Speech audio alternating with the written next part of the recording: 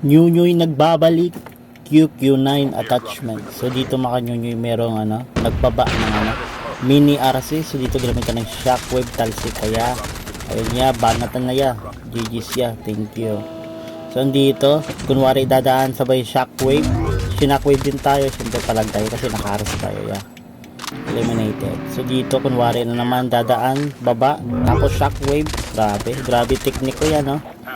Grabe. So dito nakakampi niya, naka-snowball. So ayun na, sinugod ng nyunyuy. Siyempre hindi tayo aatras niyan, di ba?